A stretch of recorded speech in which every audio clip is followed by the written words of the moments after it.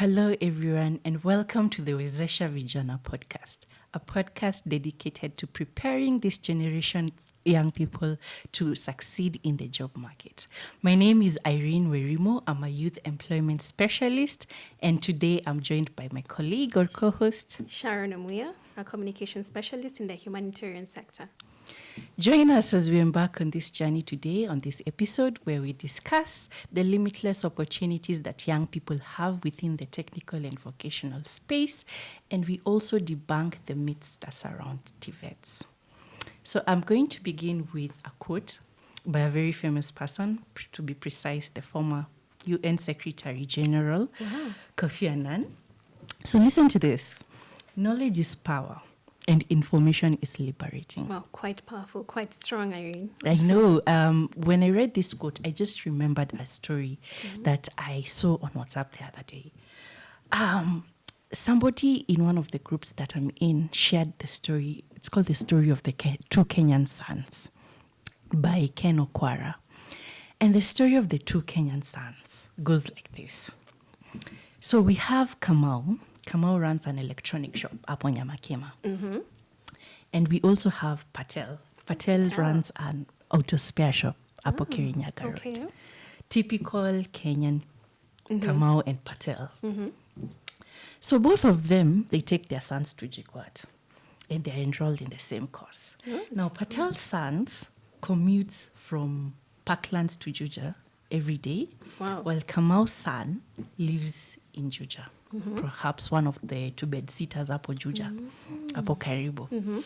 Now, before joining university, Patel used to spend his weekends running his father's business. Like alikuwa anasaidia hapo kufunganisha tu vitu, customer kikama itishe, for example, nata mabolts, anaweza anakimbia anaenda hapo kwa store anachukua anapeana. On weekends? On weekends. Wow. That is hata kabla hajaingia university. Okay.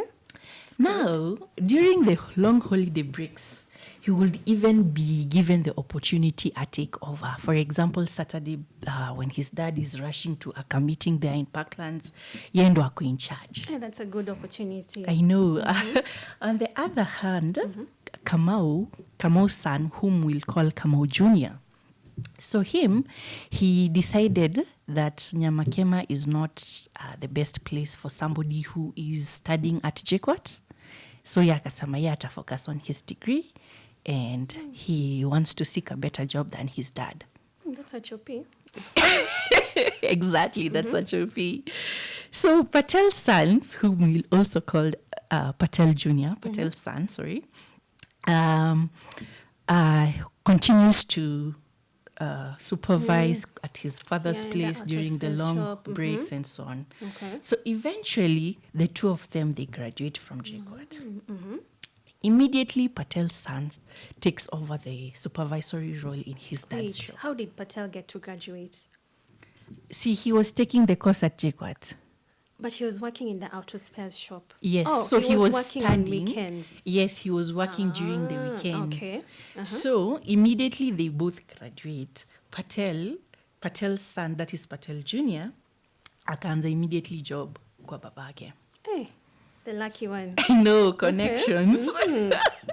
Like Amaya Jr., as every other graduate in Kenya, bila connections, aka hit the road, the long tarmac road. True. With the brown envelopes in With town. the brown envelopes, Hey, exactly. kuzunguka. So akaanza kutafuta tukazi. The ones which were coming along ni vitu kama bank teller, zile jobs tu vijana tunaanzanga nazo, supermarket clerk, attendant wa shop, M-Pesa. So ilikuwa tu struggle for him. 6 months in after graduating, we all get 1 year it. in. So, each of us has been at that point in life, right? True. So, kumbuka at the other side, Patel is running his father's He's already in auto spare business. shop. Yes. So, Kamau, like every one of us at ACC, when you've tarmacked for 2 years, you get frustrated. And so, like every one of us, he decided to enroll for an MBA in one of our universities. He had the resources. Okay. Exactly. So he thought the MBA will better improve his job prospects. It didn't. What we will find out in my story. On the other hand, during the same period, that is 2 years after now they've graduated, Patel ye ashapewa opportunity ya run the auto spare shop by his dad. Like his dad has already left him the whole entire shop. That's and big. He's even supervising 5 employees. Can you imagine? So Patel katika interaction zake, that is Patel Jr., in his worldwide global business trips, when he's going to source products and materials from China, he meets up with other businessmen out there. And specifically, he meets with a businessman from India. And this guy manufactures computer and software accessories. So he requests Patel Jr. to start also a business in Kenya that will distribute these computer and electronic accessories. So Patel speaks to his colleague and they decide to form an IT company. And at this particular time, he has seen the opportunity and he wants to run that IT company vis-a-vis his father's auto spare shop. Ile yenye alikuwa na run hapo Kirinyaga. So 5 years in, both men, Patel Jr. and Kamau Jr. are 28 years old.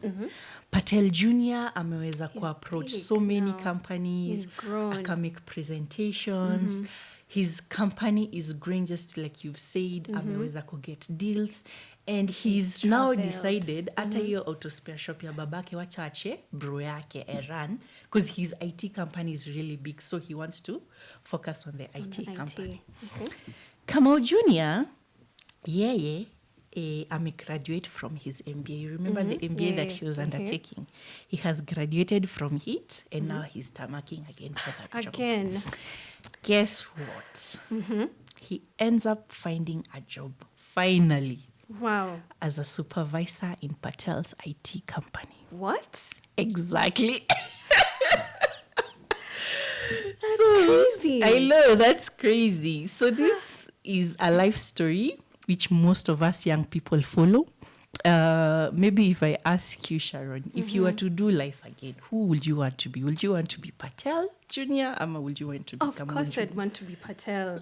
Exactly. Exactly. Getting that hands-on experience from my dad's company, growing. Patel has really grown. Exactly. And it's just getting that experience at that auto spares shop. Imemtoa mbali. Paka he has his own company. He has his own company and he's even hiring his former classmate. I definitely want to be Patel. Exactly. And what is the difference that they have between Kamau Jr. and Patel Jr.? Patel has that hands-on experience compared to Kamau. Kamau really tarmacked. Yeah.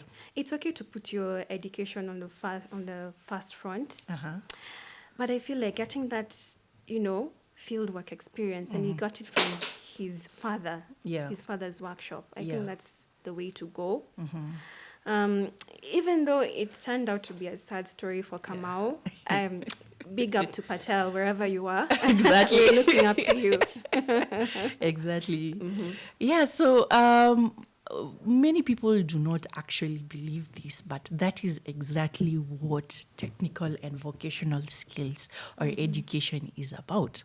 Because with technical and vocational education, we'll realize it's about the practical skills that you have within the various sectors. For example, for Patel, that was in the automotive sector, and that is what gives you the job prospects that we are looking for as young people today. But the funniest thing is, this is not the information we got in school. True, very true. I don't remember being encouraged by my teachers to pursue a career path like Patel Jr. Yeah, that's true. Actually, we were more than always told to be doctors, engineers, teachers, lawyers. But if my mom were to hear that I'm running a auto spares shop, I think she'd run mad or something. Exactly. And I feel that there's so many myths and misconceptions around this particular sector that we need to demystify in today's episode. I mean, I completely see the lies that we've been fed across the years. And maybe we can listen to our audience. Are there myths and misconceptions that you've had about technical and vocational education that you'd like to share with us? Drop us those in the comment section below. And we can also look at the same. Yeah. Yeah. So we can go on to our first myth on TVET. I'm sure many of you guys have heard that in TVET, it's very difficult for someone to get a job. Exactly. Is that really true, Irene? I think based on Patel's story, actually, from a TVET graduate is more likely to get a job. Actually, let me give you the statistics that Helb released the other day, and you'll be so surprised. They said that 95% of TVET graduates gain a job within 1 year 95. versus a university graduate that was at 54% who gain a job in 5 years. What? Imagine. Okay. Kumbe, I should have gone the TVET way. I know. And it explains the whole Patel Jr. story. That, I mean, it's an area that we need to look upon into, especially with the huge unemployment levels that we are experiencing as young people nowadays. Yeah. And for me, one of the misconceptions I remember growing up with is knowing that people who go through the TVET way are people who are hawashiki kwa class, if I may say that. Like Really? people who are inferior Oh to others, like in terms of their educational and competencies. And I see that as a misconception because when I look at the person who's fixing my car, definitely ataki explaining what is wrong with my engine, sishikangi, and you can't tell me uyo mtu ati hakusoma. Yeah. Exactly. That's true. I think I've also heard of that myth that TVET guys are normally, if not primary school dropouts, high school dropouts, uni dropouts. Exactly. Wenda tu kashoneshe nguo huko. I don't think that's true, by the way, because if you've been given the same clothes to shona, ungeshona. Look at the famous fashion designers and stylists that we have. Yeah. Hiyo ni mtu tu alifeli. Exactly. Exactly. Yeah. And I also feel like I heard of another misconception in this TVET that we are doing. So I heard that TVET schools, they don't have that in-depth communication guidance or study in their courses. It's more of when you do the mechanic work or the tailoring job, and then you go to, you be placed outside. But that's not true. That is not true. You're taught soft skills in TVET, right? You taught soft skills. You taught entrepreneurship skills. We didn't get that in uni. You didn't get it. I know.